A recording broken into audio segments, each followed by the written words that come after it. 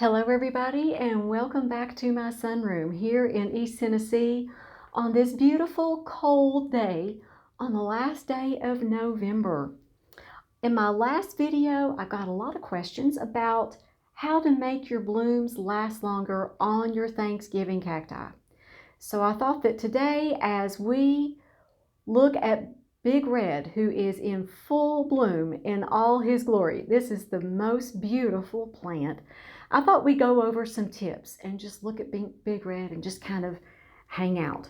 So let me give you some ideas about how I make the blooms on Big Red and my other Thanksgiving cactus, Snow White, last longer.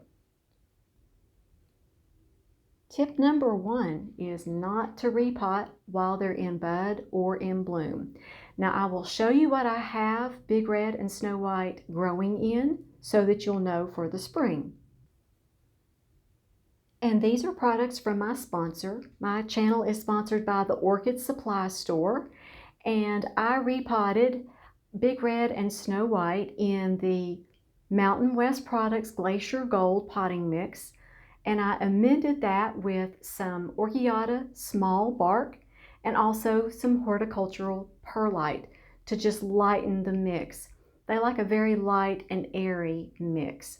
So just keep these products in mind when you go to repot your Thanksgiving cacti in the spring. Spring and summer are the times when you repot them. And if you use my coupon code when you order from the Orchid Supply Store, if you use my coupon code Amy, then you will receive a 12% viewers discount. Okay, my next tip is to pinch off the old blooms from your plant once they're done. Number one, they're unsightly, but more importantly, when you pinch off the old blooms, it's going to encourage new blooms. Usually with most plants, when you pinch off the old blooms, it's going to encourage them to produce more blooms if they bloom in a cycle, which Thanksgiving cacti can do that. Remove them carefully though from the plant. Sometimes there's a bud that is growing right beside a spent bloom, so you want to pull that gently away from the bud that is growing beside the spent bloom so that you don't lose that bud. That happens to me from time to time. I have to remind myself of it a lot. So just be careful when you're pulling off your old blooms. I've been removing a lot of old blooms from Snow White, and I have been rewarded with a lot of new buds. She's going to be blooming again here probably in a few weeks. So I'm really amazed that these blooms have had that flush of pink. I think that's so interesting. Okay, let's get to the next tip. It is November, so while they're blooming and budding, you want to remove any new leaves or clades from the established part of the plant. This plant started growing new clades late last month, and I had to remove those because what happens if you let new growth start at this time where they're blooming and budding, November, December, January, then it's going to divert the energy to the plant for it to start growing foliage. And what you're wanting to do is you're wanting to encourage it to bloom. So November, December, January, that's not the time that these need to start growing. That's when they need to be blooming. And sometimes they get a little bit confused.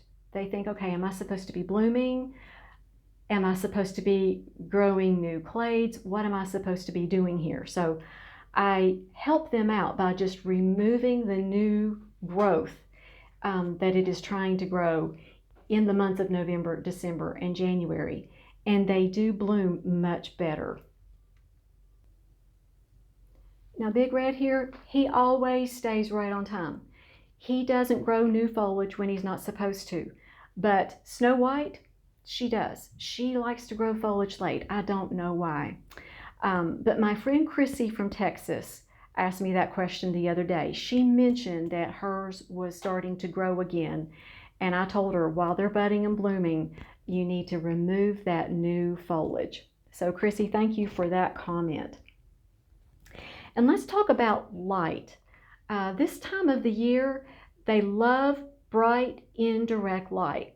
But let's say you have yours in front of a window where the hot afternoon sun is coming in.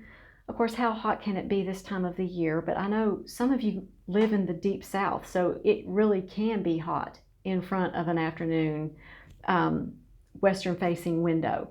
So if you've got yours in a window like that that receives really hot afternoon sun, you might want to draw a blind or a shade or something around it just while it's blooming, because your blooms will last longer. A lot of direct sunlight at this point will fade those blooms and you'll lose them quicker. And that brings me around to my next tip, is to try to keep your Thanksgiving cacti, when they're in bloom, try to keep them in a room with cooler temps, say between 60 to 65 degrees. That would be ideal. If you put them in a really warm room, you're going to notice your blooms just aren't going to last that long. And also, the humidity in your room is important. At this time of the year in my sunroom, I keep the humidity about 45%. And I've noticed that that makes the blooms last a lot longer. So if you have them in a hot, dry room, those blooms just aren't going to last as long. And I want to thank everyone for all of your awesome comments on my latest video. I had such a good time reading through your comments and how you grow them, the colors that you grow. I always like hearing about that. That's just so much fun to read how you all enjoy these plants just as much as I do. I think that around the holidays, these are just such nice plants to have around. It just adds a lot to the holiday season. So I appreciate you all watching. Thanks to all of my subscribers. Thanks to my members. And I appreciate your all's friendship more than you know. And before I end the video, I would love to say the blessing over you, your families, and your plants. May the Lord bless you and keep you. Make his face shine upon you and be gracious to you. May the Lord turn his face toward you and give you his peace. You all make it a great day, and we'll talk to you next time.